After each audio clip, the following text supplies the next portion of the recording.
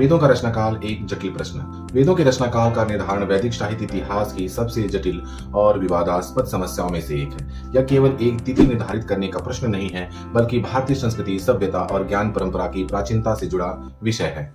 विद्वानों द्वारा अपनाए गए प्रमुख आधार। विभिन्न विद्वानों ने वेदों का काल निर्धारित करने के लिए अलग अलग साधनों का उपयोग किया। जैसे कि पहला है भाषा। वेदों की भाषा वैदिक संस्कृत है, जो लौकिक संस्कृत से भिन्न है। भाषा की प्राचीनता, शब्द रचना, धातु प्रयोग, व्याकरणिक संरचना आदि के आधार पर काल का अनुमान लगाया गया। दूसरा है रचना शैली। मंत्रों की संरचना, छंद, सूक्तों की रचना पद्धति का अध्ययन से पता लगाने का प्रयास किया गया कि प्रारंभिक और परवर्ती वैदिक साहित्य की शैली में क्या अंतर है, जिसे देखकर क्रम निर्धारित करने की कोशिश की गई। तीसरा है धर्म एवं दर्शन। वेदों में वर्णित देवताओं की अवधारणा, यज्ञ प्रणाली, सामाजिक संरचनाओं के आधार पर समझने का प्रयास किया गया। दार्शनिक विचारों के विकास क्रम के काल का अनुमान लगाया गया। चौथा है भूगर्भ शास्त्र एवं भूगोल। नदियों, पर्वतों, समुद्रों के उल्लेख को आधार माना गया, विशेषतः सरस्वती नदी के प्रवाह का वर्णन का उल्लेख होना। पांचवा है ज्योतिषीय संकेत। नक्षत्रों की स्थिति व वसंत संपात, ध्रुव तारा आदि के उल्लेख देखने को मिलते हैं, जिसमें आकाशीय घटनाओं के आधार पर समय निर्धारण का जिक्र देखने को मिलता है। छठवां है उत्खनन में प्राप्त सामग्री। पुरातात्विक अवशेषों की तुलना की गई, सभ्यता के स्तर और वेदों में वर्णित जीवन शैली का सामंजस्य देखने को मिला। सातवां है अभिलेख एवं शिलालेख। जैसे बोगाज कोई शिलालेख, जिससे बाह्य प्रमाणों के आधार पर अनुमान लगाने की कोशिश की गई, फिर भी सर्वमान्य तिथि निर्धारित क्यों नहीं हुई। विभिन्न विद्वानों की पद्धति भिन्न रही। भारतीय परंपरा वेदों को अपरुषीय मानती रही। पाश्चात्य दृष्टिकोण उन्हें मानव रचित ग्रंथ मानता है। सांस्कृतिक एवं वैचारिक पूर्व धारणाएं भी प्रभाव डालती हैं। इसी कारण आज तक वेदों के रचनाकाल पर सर्वसम्मति स्थापित नहीं हो सकी है। अपरुषीयता की धारणा। अब यहाँ एक बहुत महत्वपूर्ण बात समझनी होगी। 18वीं शताब्दी के अंत तक अधिकांश भारतीय विद्वानों की यही मान्यता थी कि वेद अपरुषीय हैं। अपरुषीय का सीधा सा अर्थ है वेद किसी मनुष्य द्वारा रचित नहीं है, उन्हें किसी ऋषि ने लिखा नहीं, बल्कि ऋषियों ने उन्हें श्रवण किया। इसलिए वेद को श्रुति भी कहा जाता है। संहिताओं में, ब्राह्मण ग्रंथों में, दार्शनिक साहित्य में और पुराणों में अनेक स्थानों पर यह बात कही गई है कि वेद अनादि है, नित्य है और मानव निर्मित नहीं है। वेद भाष्यकारों की पूरी परंपरा, जैसे सायणाचार्य आदि भी इस मत को स्वीकार करती रही कि वेदों का उद्भव ईश्वर से हुआ है, न कि किसी व्यक्ति से। अब यहाँ एक महत्वपूर्ण बात समझनी होगी। यदि कोई ग्रंथ अपरुषीय माना जाता है, यानी उसका रचनाकार कोई मनुष्य नहीं है, तो फिर उसका रचनाकाल निर्धारित करने का प्रश्न ही नहीं उठता, क्योंकि काल निर्धारण तो उसका किया जाता है जिसकी रचना किसी विशेष समय में हुई हो। इस प्रकार अपरुषीयता की धारणा अपने आप में वेदों के ऐतिहासिक काल निर्धारण की संभावना को अस्वीकार कर देती है। यही कारण है कि परंपरागत भारतीय दृष्टिकोण में वेदों की तिथि बताने का प्रयास नहीं किया गया, बल्कि उन्हें सनातन और अनादि माना गया। पाश्चात्य दृष्टिकोण। अब यहाँ से दृष्टिकोण थोड़ा बदलता है। 19वीं शताब्दी में जब यूरोप के विद्वानों ने वेदों का गंभीर अध्ययन शुरू किया, तब उन्होंने वेदों को उसी तरह देखा जैसे वे अन्य प्राचीन ग्रंथों को देखते थे। एक ऐतिहासिक दस्तावेज के रूप में उनका मानना था कि वेद किसी देवीय स्रोत से सीधे प्रकट नहीं हुए, बल्कि उन्हें मानव ऋषियों ने रचा है। अब यह मान लिया गया कि वेद मानव रचित हैं, तो स्वाभाविक रूप से अगला प्रश्न उठा, इनकी रचना कब हुई। यहीं से वेदों के काल निर्धारण का व्यवस्थित प्रयास शुरू हुआ। भाषा, इतिहास, पुरातत्व, ज्योतिषीय संकेत, इन सब के आधार पर तिथियां प्रस्तावित की गई। ध्यान देने वाली बात यह है कि पाश्चात्य विद्वानों ने यह भी स्वीकार किया कि वेद विश्व का अत्यंत प्राचीनतम साहित्य। इस बात पर लगभग सहमति रही कि यह मानव सभ्यता के सबसे पुराने ग्रंथों में से एक है। लेकिन मतभेद इस बात पर रहा कि उनकी प्राचीनता कितनी मानी जाए। क्या वेद 1500 ईसा पूर्व के हैं, या 2500 ईसा पूर्व के हैं, या उनसे भी अधिक पुराने हैं। अर्थात विवाद इस बात पर नहीं कि वेद प्राचीन है, बल्कि इस बात पर है कि उन्हें समय की धारा में कहाँ रखा जाए। यही पाश्चात्य दृष्टिकोण की मुख्य विशेषता है, वेदों को ऐतिहासिक संदर्भ में समझना और उनकी तिथि निर्धारित करने का प्रयास करना। मैक्स मुलर का मत। अब हम आते हैं मैक्स मुलर पर, जिनका नाम वेदों के काल निर्धारण के साथ सबसे पहले और प्रमुख रूप से जुड़ा हुआ है। वैदिक काल को व्यवस्थित ढंग से बांटने का पहला संगठित प्रयास उन्होंने ही किया, इसलिए लंबे समय तक उनका मत बहुत प्रभावशाली माना है। उन्होंने अपने काल निर्धारण का आधार गौतम बुद्ध के समय को बताया। उनका तर्क सीधा था। बुद्ध ने वैदिक यज्ञ प्रथा का और हिंसा की आलोचना की थी। इसका अर्थ है कि वैदिक परंपरा बुद्ध से पहले अस्तित्व में थी, अतः वेदों का काल बुद्ध के जन्म से पूर्व होना चाहिए। इसी आधार पर मैक्स मुलर ने वैदिक साहित्य को 4 चरणों में बांटा। पहला छंद काल 1200 से 1000 ईसा पूर्व। इस समय को उन्होंने प्रारंभिक सूत्रों की रचना का काल माना। निमित आदि स्फुट वैदिक मंत्र इसी चरण में रखे गए। दूसरा है मंत्र काल 1000 से 800 ईसा पूर्व। इस अवधि में वैदिक संहिताओं की रचना और उनका संकलन हुआ, ऐसा उन्होंने माना। तीसरा है ब्राह्मण काल 800 से 600 ईसा पूर्व। इस समय ब्राह्मण ग्रंथों की रचना मानी गई। चौथा सूत्र काल 600 से 400 ईसा पूर्व। इस चरण में शौत सूत्र, गृह सूत्र आदि ग्रंथों की रचना मानी गई। कुछ समय तक यह विभाजन काफी प्रचलित रहा और बहुत से विद्वानों ने इसे स्वीकार भी किया, लेकिन बाद में स्वयं मैक्स मुलर ने माना कि यह निश्चित और अंतिम निर्णय नहीं है, बल्कि अनुमान मात्र है। इसके अतिरिक्त 1400 ईसा पूर्व के बोगाज कोई शिलालेख की खोज के बाद उनके मत पर और प्रश्न उठे। इस शिलालेख में वैदिक देवताओं का नाम मिलते हैं, जिससे यह संकेत मिला कि वैदिक परंपरा उनके बताए समय से भी पहले विद्यमान थी। इस प्रकार मैक्स मुलर का मत ऐतिहासिक रूप से महत्वपूर्ण तो रहा, लेकिन उसे अंतिम और निर्विवाद सत्य नहीं माना जाता। ए वेबर का मत। अब बात करते हैं ए वेबर की, जो एक जर्मन विद्वान थे और वैदिक साहित्य के गंभीर अध्येता माने जाते हैं। उनका दृष्टिकोण थोड़ा अलग था। जहां कुछ विद्वान वेदों की निश्चित तिथि बताने की कोशिश कर रहे थे, वहीं वेबर ने इस प्रयास को बहुत सावधानी से देखा। उनका स्पष्ट मत था कि वेदों का बिल्कुल निश्चित काल बता पाना आसान नहीं है। उन्होंने कहा कि वेद इतने प्राचीन हैं कि उपलब्ध प्रमाण हमें उस मूल बिंदु तक ठीक ठीक पहुंचा ही नहीं पाते। अर्थात हमारे पास जितने ऐतिहासिक और पुरातात्विक साधन हैं, वे उस समय तक पहुंचने में पर्याप्त नहीं हैं। हालांकि उन्होंने यह भी माना कि वेदों को बहुत बाद का भी नहीं माना जा सकता। उनके अनुसार 1200 या 1500 ईसा पूर्व के बाद का समय वेदों के लिए स्वीकार्य करना उचित नहीं होगा, यानी वेद निश्चित रूप से पहले के हैं। लेकिन साथ ही उन्होंने यह भी कहा कि वेदों की सटीक तिथि निर्धारित करने का प्रयास लगभग निष्फल है, क्योंकि प्रमाण सीमित है और वेदों की परंपरा अत्यंत प्राचीन तथा दीर्घकालीन है। इस प्रकार वेबर का मत एक तरह से संतुलित था। उन्होंने वेदों की प्राचीनता स्वीकार की, परंतु सटीक काल निर्धारण के दावे को सावधानी से देखा। जैकोबी का मत। अब हम जैकोबी के मत को समझते हैं। जैकोबी एक प्रसिद्ध जर्मन वैदिक विद्वान थे और उन्होंने वेदों के काल निर्धारण के लिए एक अलग रास्ता अपनाया, ज्योतिष का। उन्होंने यह माना कि यदि वेदों में कहीं आकाशीय घटनाओं या नक्षत्रों का उल्लेख है, तो उन संकेतों के आधार पर समय का अनुमान लगाया जा सकता है। विशेष रूप से उन्होंने विवाह संस्कार में प्रयुक्त ध्रुवम पश्य विधि को आधार बनाया। इस विधि में ध्रुव तारे को देखने का विधान है। अब यहाँ महत्वपूर्ण बात यह है कि ध्रुव तारे की स्थिति स्थिर दिखाई देती है, लेकिन खगोल शास्त्र के अनुसार बहुत दीर्घ काल में उसकी स्थिति में भी परिवर्तन होता है। जैकोबी ने इसी खगोल की परिवर्तन को आधार बनाकर यह अनुमान लगाने का प्रयास किया कि वेदों में वर्णित स्थिति किस काल की ओर संकेत करती है। इन ज्योतिषीय गणनाओं के आधार पर उन्होंने ऋग्वेद का समय लगभग 4500 से 2500 ईसा पूर्व के बीच माना। इस प्रकार जैकोबी का मत भाषा वैज्ञानिक या ऐतिहासिक प्रमाणों पर नहीं, बल्कि खगोलीय संकेतों पर आधारित था। उनका प्रयास यह दिखाने का था कि वेदों की परंपरा बहुत अधिक प्राचीन है और उसका संबंध अत्यंत पुराने खगोल के अवलोकनों से है।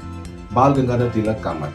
अब हम बाल गंगाधर तिलक के विचार को समझते हैं। तिलक ने वेदों के रचना काल को निर्धारित करने के लिए ज्योतिषीय गणनाओं का सहारा लिया। उनका मानना था कि वेदों में नक्षत्रों और खगोल की स्थितियों के जो संकेत मिलते हैं, वे समय निर्धारण में महत्वपूर्ण भूमिका निभा सकते हैं। उन्होंने विशेष रूप से वसंत संपात की स्थिति को आधार बनाया। वसंत संपात यह वह बिंदु है जब दिन और रात बराबर होते हैं। खगोल विज्ञान के अनुसार यह बिंदु समय के साथ नक्षत्रों में स्थान बदलता रहता है। तिलक ने इसी परिवर्तन को आधार बनाकर यह अनुमान लगाया कि वेदों की रचना किस काल में हुई होगी। तिलक ने वैदिक काल को 4 चरणों में विभाजित किया। पहला आदिकाल 6000 से 4000 ईसा पूर्व। इस समय को उन्होंने निविद मंत्रों की रचना का काल माना। ये मंत्र गद्य और पद्य दोनों रूपों में थे और वैदिक परंपरा की प्रारंभिक अवस्था को दर्शाते हैं। दूसरा है मृगशिरा काल 4000 से 2500 ईसा पूर्व। इस अवधि में ऋग्वेद के अधिकांश सूक्तों की रचना मानी गई। तीसरा है कृतिका काल 2500 से 1400 ईसा पूर्व। इस समय चारों वेदों का संकलन हुआ, ऐसा उनका मत था। चौथा है सूत्र काल 1400 से 500 ईसा पूर्व। इस चरण में सूत्र ग्रंथों और दर्शन ग्रंथों की रचना मानी गई। तिलक के अनुसार वेदों की प्रारंभिक रचना लगभग 6000 ईसा पूर्व से आरंभ होती है, जबकि संहिताओं का व्यवस्थित संकलन 2500 से 1400 ईसा पूर्व के बीच हुआ। इस प्रकार तिलक का मत वेदों को अत्यंत प्राचीन परंपरा से जोड़ता है और खगोलकीय प्रमाणों के आधार पर उनकी प्राचीनता को स्थापित करने का प्रयास करता है। एम विंटरनित्ज का मत। अब हम एम विंटरनित्ज के मत को समझते हैं। उन्होंने वेदों के रचना काल पर सीधे कोई अत्यधिक प्राचीन या अत्यधिक नवीन तिथि देने के बजाय पहले विभिन्न विद्वानों के मतों को गंभीरता से अध्ययन किया। मैक्स मुलर, वेबर, जैकोबी, तिलक आदि सभी के विचारों की उन्होंने समीक्षा की और फिर एक संतुलित निष्कर्ष प्रस्तुत करने का प्रयास किया। उनका दृष्टिकोण समन्वयात्मक था। वे न तो वेदों को अत्यंत नवीन मानते हैं, न ही अत्यधिक प्राचीन। उनके अनुसार उपलब्ध भाषिक, ऐतिहासिक और सांस्कृतिक प्रमाणों को ध्यान में रखते हुए वैदिक काल को लगभग 2500 ईसा पूर्व से 500 ईसा पूर्व के बीच रखा जा सकता है।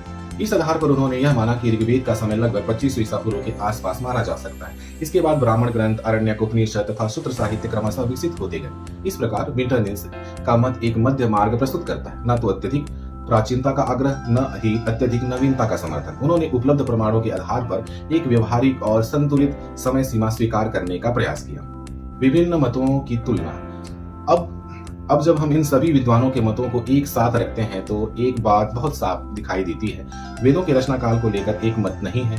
यदि हम संक्षेप में देखें तो मैक्स मुलर ने वैदिक काल को लगभग 1200 से 400 ईसा पूर्व के बीच रखा।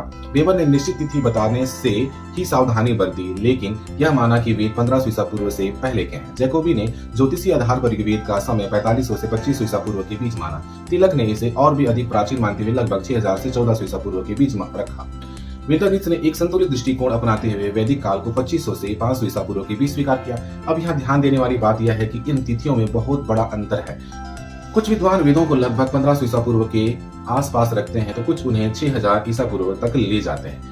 यह अंतर क्यों है? क्योंकि सबके आधार अलग अलग हैं। किसी ने भाषा को आधार बनाया, किसी ने ज्योतिषीय संकेतों को, किसी ने अभिलेखों को, तो किसी ने सांस्कृतिक और ऐतिहासिक विश्लेषण को। इसलिए यह स्पष्ट है कि विवाद इस बात पर नहीं है कि वेद प्राचीन है, बल्कि इस बात पर है कि उनकी प्राचीनता को समय की धारा में ठीक कहाँ रखा जाए। इसी कारण वेदों का रचनाकाल आज भी एक खुला और विचारणीय विषय बना हुआ है। भारतीय परंपरागत विचार। अब तक हमने जिन मतों की चर्चा की वे अधिकतर पाश्चात्य विद्वानों या आधुनिक ऐतिहासिक दृष्टिकोण पर आधारित थे, लेकिन भारतीय परंपरा का दृष्टिकोण उनसे अलग है। भारतीय चिंतन में वेद केवल एक प्राचीन ग्रंथ नहीं है, बल्कि विज्ञान का मूल स्रोत माने जाते हैं। यहाँ वेदों को अत्यंत प्राचीन ही नहीं बल्कि दिव्य भी माना गया है। सामान्य धारणा यह रही कि वेदों का संबंध सृष्टि के प्रारंभ से है। भारतीय परंपरा के अनुसार वेद किसी विशेष ऐतिहासिक काल में रचे गए ग्रंथ नहीं है।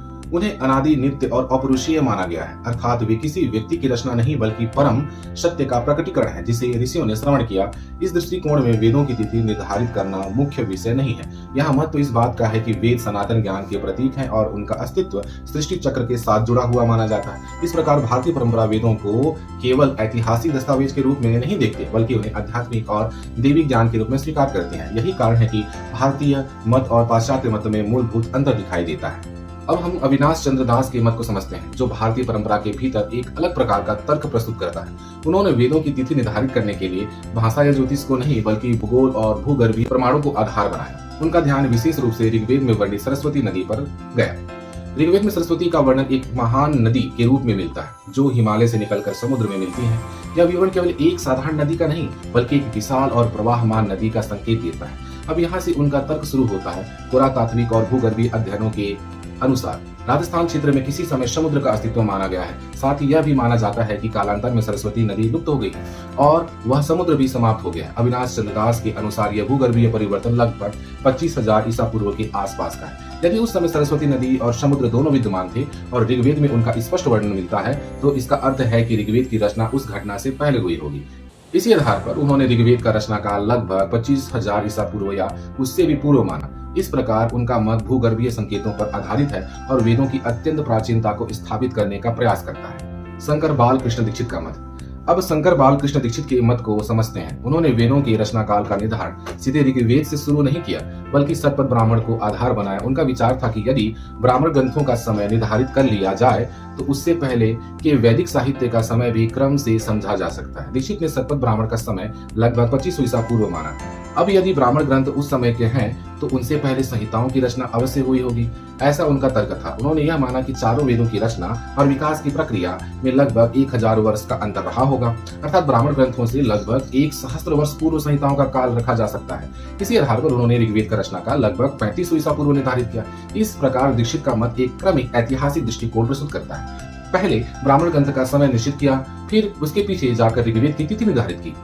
भारतीय मतों की विशेषता। अब यदि हम भारतीय विद्वानों के मतों को समग्र रूप में देखें तो कुछ बातें स्पष्ट रूप से सामने आती। सबसे पहले भारतीय मतों में वेदों की प्राचीनता को बहुत विस्तृत काल सीमा में रखा गया है। कुछ विद्वान उन्हें हजारों वर्ष पूर्व तक ले जाते हैं तो कुछ उन्हें सृष्टि के प्रारंभ से जोड़ते हैं। यानी यहाँ वेदों को सामान्य ऐतिहासिक ग्रंथ की तरह सीमित समय में नहीं बांधा गया है। दूसरी बात यह है कि भारतीय विद्वानों ने केवल भाषा या इतिहास को ही आधार नहीं बनाया। उन्होंने ज्योतिषीय संकेतों, भूगोल, भूगर्भीय प्रमाणों, नदियों के वर्णन तथा शास्त्रीय ग्रंथों के संदर्भों को भी आधार बनाया, अर्थात दृष्टिकोण बहुआयामी रहा। तीसरी और सबसे महत्वपूर्ण विशेषता यह है कि अधिकांश भारतीय मत वेदों को केवल प्राचीन साहित्य नहीं मानते बल्कि उन्हें दिव्य ज्ञान का स्रोत मानते हैं। यहाँ वेदों का महत्व केवल ऐतिहासिक नहीं बल्कि आध्यात्मिक और सांस्कृतिक है। भारतीय परंपरा में वेदों को सनातन ज्ञान का आधार माना गया है, ऐसा ज्ञान जो किसी एक समय या व्यक्ति तक सीमित नहीं है। इसी कारण भारतीय दृष्टिकोण में वेदों की चर्चा केवल कब लिखे गए इस प्रश्न तक सीमित नहीं रहती बल्कि उनका स्वरूप क्या है इस प्रश्न तक पहुंच जाती है। अब पूरे विषय को समेटते हुए बात साफ रूप से समझी जा सकती है। सबसे पहले एक बात पर लगभग सभी विद्वानों की सहमति है लेकिन जहां मतभेद शुरू होता है वह है उनकी काल सीमा, उन्हें 1500 ईसा पूर्व का माना जाए या 2500 ईसा पूर्व का या उससे भी अधिक प्राचीन। यही विवाद का मुख्य बिंदु है। भारतीय परंपरा वेदों को अपौरुषीय अनादि मानती है। इसी दृष्टिकोण में वेदों का ऐतिहासिक काल निर्धारित करना उचित नहीं माना जाता, क्योंकि यदि वे मानव रचित नहीं है तो उन्हें किसी विशेष समय में बांधना तर्क संगत नहीं है। दूसरी ओर पाश्चात्य और आधुनिक ऐतिहासिक दृष्टिकोण वेदों को मानव रचित ग्रंथ मानता है, इसलिए वे भाषा, ज्योतिष, अभिलेख और पुरातत्व के आधार पर उनकी तिथि निर्धारित करने का प्रयास करता है। इन दोनों दृष्टिकोण के कारण आज तक वेदों के रचनाकाल पर कोई सर्वमान्य और अंतिम निष्कर्ष स्थापित नहीं हो सका है। वेद विश्व के प्राचीनतम वाङ्मयों में से एक है। उनकी प्राचीनता पर सामान्य रूप से मतैक्य है, इसलिए यह आज भी अध्ययन का विषय और शोध का क्षेत्र बना हुआ है। यहाँ परंपरा, इतिहास और विज्ञान तीनों एक साथ चर्चा में आते हैं। वैदिक साहित्य के इतिहास को जानने के लिए चैनल पर बने रहें।